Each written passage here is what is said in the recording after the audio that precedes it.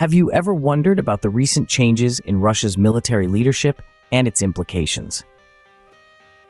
Let's take a moment to discuss this seismic shift that's shaking things up in the Russian military. A new figure has emerged on the scene, Sergey Surovikin, appointed as the overall commander for operations in Ukraine. He's not a new face in the military, but his appointment to this position is turning heads and raising eyebrows.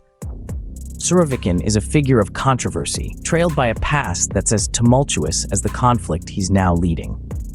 Allegations of harsh leadership styles shadow him, along with involvement in civilian attacks in Syria. His close ties to Russian President Vladimir Putin have been noted, and his brutal reputation precedes him. His appointment is seen as a strategic move by Putin, possibly to appease nationalist sentiments in Russia and breathe new life into the military command structure.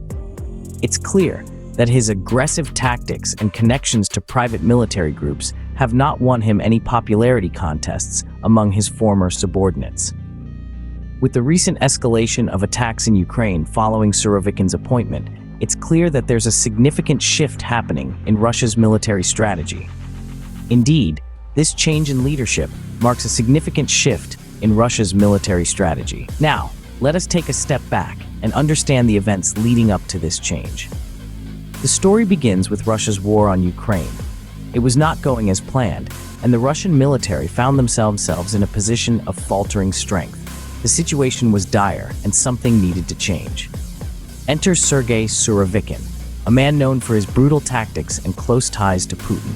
His appointment as the new overall commander for operations in the conflict was a clear signal. Russia was willing to shake things up to turn the tide of the war. But why Surovikin, you might ask? The answer lies in his reputation. Surovikin, a controversial figure with a past marked by allegations of harsh leadership and involvement in civilian attacks in Syria, was seen as the kind of leader who could appease nationalist sentiments in Russia. His appointment was not just about changing the military command structure, it was also about sending a message to the Russian public. However, Surovikin's appointment was not without its critics.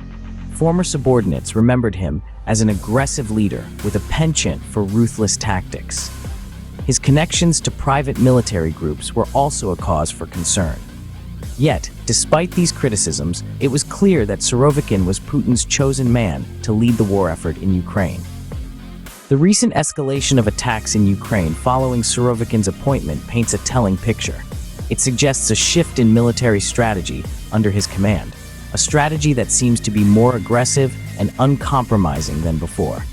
As we can see, the appointment of Surovikin was not a random decision, but a calculated move by Russia. Now that we have traced the events leading up to the leadership change, what could be the implications of this change? The appointment of Sergey Surovikin as the new overall commander for operations in Russia's war with Ukraine has already seen a significant escalation of attacks, indicating a shift in military strategy under his command. Surovikin's reputation for brutality and close ties to Putin suggests that we may expect a more aggressive approach in the coming days. However, it's important to note that even as tensions escalate, the power dynamics within Russia remain largely unchanged. U.S. intelligence officials express skepticism that shifts in public opinion against the war would sway Putin to end the conflict.